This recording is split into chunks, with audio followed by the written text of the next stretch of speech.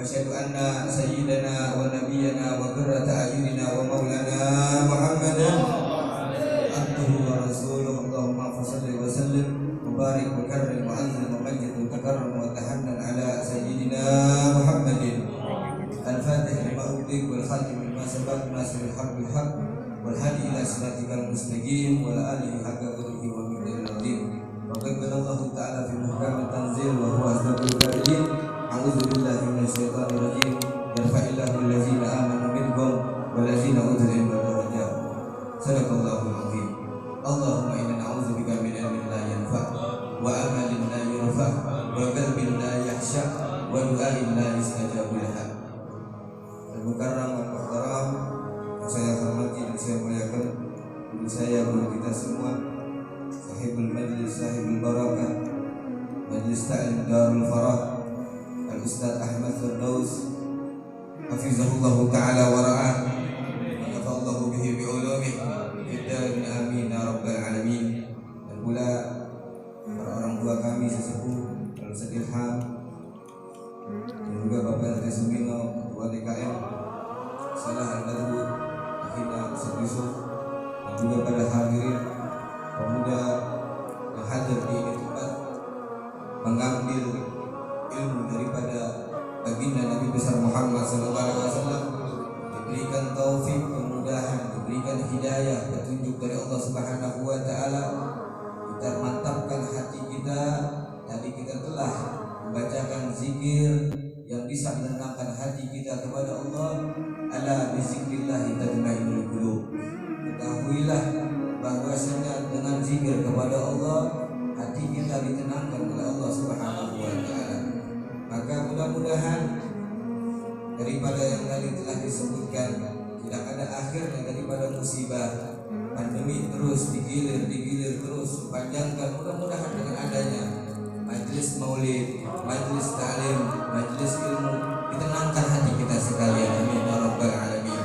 Semua yang lagi sulit dimudahkan oleh Allah Subhanahu wa Ta'ala. Yang lagi kurang sehat disehatkan oleh Allah Subhanahu wa Ta'ala. Yang rezekinya lagi susah dimudahkan oleh Allah Subhanahu wa Ta'ala. Amin ya rabbal alamin. Maka saya sering mengatakan maulid itu bagus, salawat itu bagus. Namun yang paling bagus dan yang paling afdal adalah majlis ilmu. Majlis ilmu.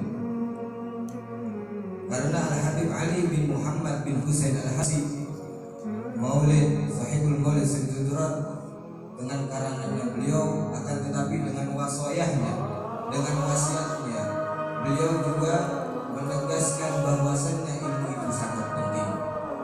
Tanpa ilmu beliau tidak bisa membuat syair-syair maulid. Begitu. Jadi adanya majlis ilmu itu lebih afdal. Berkumpul semua rahmat maghfirah. Tadi kita telah membacakan zikir maulid dan juga kita mendengarkan insyaallah apa yang sedikit saya punya daripada ilmu-ilmu yang menyambung daripada guru saya hingga ke baginda Nabi besar Muhammad sallallahu alaihi wasallam. Dan diwasiatkan oleh Habib Ali bin Muhammad bin Husain Al-Habsyi kepada rekannya, kepada familinya, kepada pengikut-pengikutnya, apa yang dikatakan oleh beliau, wa mimma yasrul qalba minni. Ketahuilah apa sih yang bisa menyebabkan hatiku dan hati baginda Nabi besar Muhammad itu senang. Kemudian bertanya para sahabat atau yang diwasiatkan oleh Al-Imam Habib Ali bin Husain Al-Habsyi, wa ma yasrul qalba Rasulullah sallallahu alaihi wasallam. Apa wahai imam yang bisa menyebabkan hati baginda Nabi besar Muhammad itu bisa senang kepada kita? Dikatakan oleh Habib Ali bin Muhammad bin Husain Al-Habsyi, luzumukum tariqata abai wa ahli wa ajdadi. Lazimkan, pakailah tariqah, tata cara keluargaku, para leluhurku, para ajdadku, kakek-kakekku dan para bapak-bapakku. Apa itu tariqahnya Al-Habib Ali bin Muhammad bin Husain Al-Habsyi? Hiya ilm. Yang pertama, yang para mereka leluhur Al-Habib Ali bin Husain Al-Habsyi, mereka belajar, diwasiatkan paling utama adalah kita menuntut ilmu. Maka Sayyidina Rasulullah sallallahu alaihi wasallam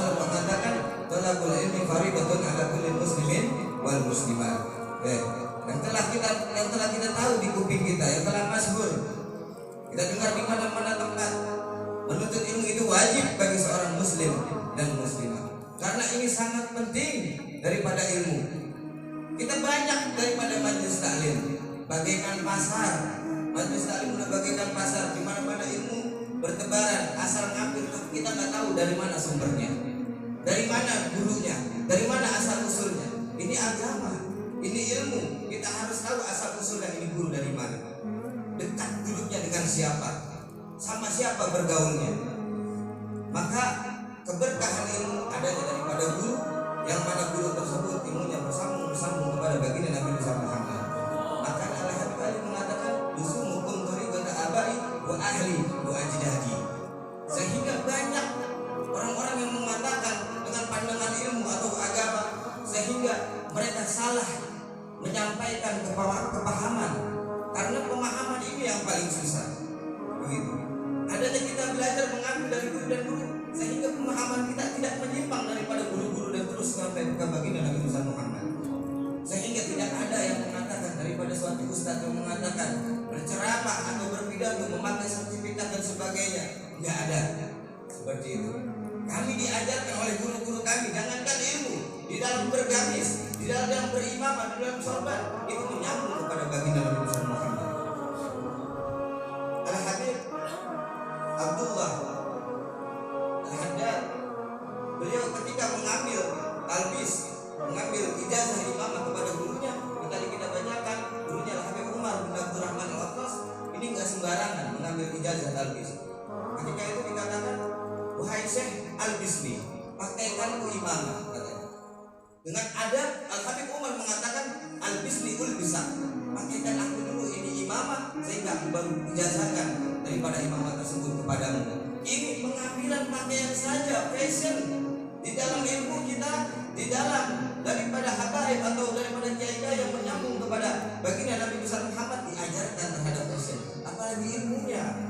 Sehingga apa-apa yang dikatakan ini bisa ditanggungjawabkan, yang dikeluarkan daripada guru-gurunya hingga kepada baginda Nabi Muhammad SAW. Sudah banyak kita lihat di kanan kiri kita, banyak orang-orang yang mengambil sensasi daripada ilmu ataupun agama, sehingga adanya majelis taklim atau majelis ilmu kita harus benar-benar pakai. Banyak orang-orang yang menyimpang zaman sekarang. Ulama kita sudah dicabut, guru-guru kita sudah dicabut. Kemarin yang pertama Al-Habib Muhammad bin Al-Hamid, kemudian guru kami Abu Ahmad Nobel, kemudian Al-Habib Muhammad bin Muhsin Al-Attas. Ini adalah cobaan bagi kita. Adanya daripada guru-guru kita yang meninggal, kita semangatkan diri kita untuk mengambil ilmu. Jangan jauh-jauh daripada agama, jangan jauh-jauh daripada guru-guru kita yang menyambung tali mata-rantainya kepada baginda Nabi Muhammad Sallallahu Alaihi Wasallam. Jangan mengajarkan kami tentang radikal dan sebagainya. Jangan mengajarkan kami apa yang dimaksud radikal. Radikal ini apa? Islam radikal. Islam yang apa yang mereka bilang radikal itu ketika agama atau tuntunan tata cara agama Islam disangkut pautkan dengan daripada program pemerintah, ini radikal. Itu termasuk daripada radikal. Maka agama ini sudah mengatur daripada ketentuan daripada negara ataupun kita dalam kehidupan di dalam rumah tangga. Jadi nggak ada tentang agama Islam mengatakan radikal dan sebagainya. Rahmatan lil alamin ini telah diajarkan oleh baginda Nabi Muhammad sallallahu alaihi wasallam. Sallu ala Muhammad. Baginda Nabi Muhammad sallallahu alaihi wasallam ketika Fathu Makkah, beliau dikeroyok oleh orang kafir. Beliau dikeroyok, ditipukin segala macam dan sebagainya. Kemudian hijrah ke kota Madinah. Di Madinah beliau menang dan sebagainya. Dibalikin lagi oleh baginda Nabi Muhammad di kota Mekah. Kemudian kota Mekah itu dikuasai oleh baginda Nabi Muhammad SAW. Sehingga orang-orang kafir Quraisy di kota Mekah ketakutan karena baginda Nabi Muhammad membawa rombongan dengan kuat, dengan power yang bagus. Kemudian orang-orang kafir ini mengatakan, wahai Muhammad, ampunilah kami tidak bakal sanggup melawan engkau.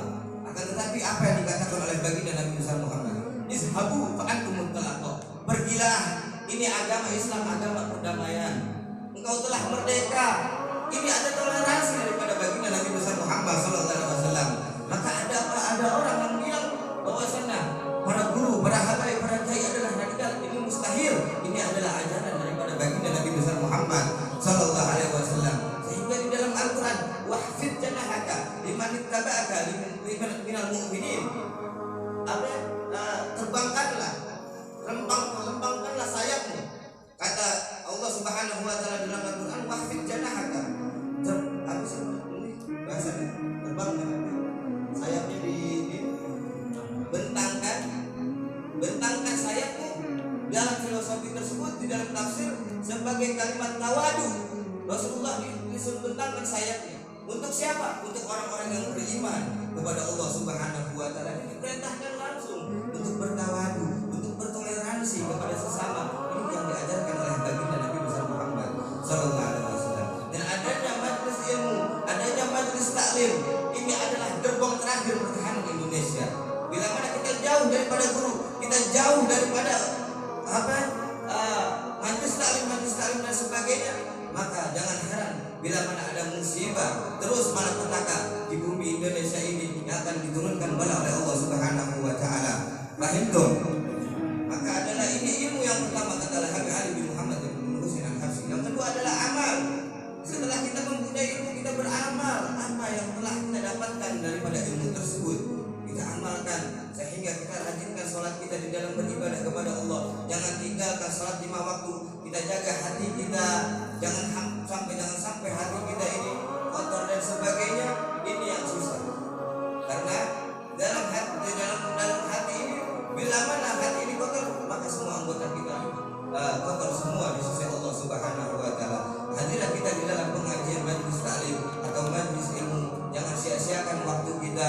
Al-Baqir Basir di dalam terdoakan, waktu itu bagaikan pedang. Bila mana engkau tidak memutuskan waktu tersebut, maka waktu tersebut yang akan memutuskan jiwamu. Maka jangan sampai tersia-siakan waktu kita. Tidak keluar balik, keluar masuk majelis taklim, tidak memakai daripada ilmu tersebut, tidak mengamalkannya, maka mayan fa'il ilmu, tidak bakal manfaat ilmu kita di sisi Allah Subhanahu wa taala. Maka kita keluar dari sini, mudah-mudahan amal ibadah kita bertambah di sisi Allah Subhanahu wa taala. Yang ketiga apa? Akhlak. Ini wasiat daripada Habib Ali bin Muhammad bin Husain Al-Habsyi adalah akhlak kita. Yang tadi saya bahas akhlak. Bila mana akhlak kita tetapkan, kita aplikasikan di seharian kita, derajat kita ditinggikan oleh Allah Subhanahu wa taala. Seorang ilmu yang kecil, bila mana akhlaknya tinggi, diangkat derajatnya oleh Allah Subhanahu wa taala. Maka teruslah kita berbudi pekerti dengan baik, dengan mencontoh akhlak budi seperti baginda Nabi besar Muhammad sallallahu alaihi wasallam. Yang ketiga adalah wa kasratul auradi, memperbanyak. Yang keempat adalah memperbanyak daripada zikir, aurat, wirid kepada Allah Subhanahu wa taala. Yang semestinya tadi kita bacakan daripada Ratibul Haddad, Ratibul Attas, ini adalah Hisnuddin, adalah benteng agama daripada wirid-wirid kita kepada Allah Subhanahu wa taala. Mudah-mudahan dengan wiridnya kita, dengan kita berdoa kepada Allah Subhanahu wa taala, dengan kita mendengarkan daripada majelis ilmu, mudah-mudahan berkumpul pada malam hari ini rahmat, maghfirah, ampunan dari Allah Subhanahu wa taala, sehingga kita mempunyai hajat mudah-mudahan dikabul oleh Allah Subhanahu wa taala. Dan juga guru-guru kita disehatkan oleh Allah Subhanahu wa taala, dan kita sekalian diberikan taufik, kemudahan, diberikan petunjuk sehingga kita bisa beristiqamah di jalan menuntut ilmu baginda Nabi besar Muhammad sallallahu alaihi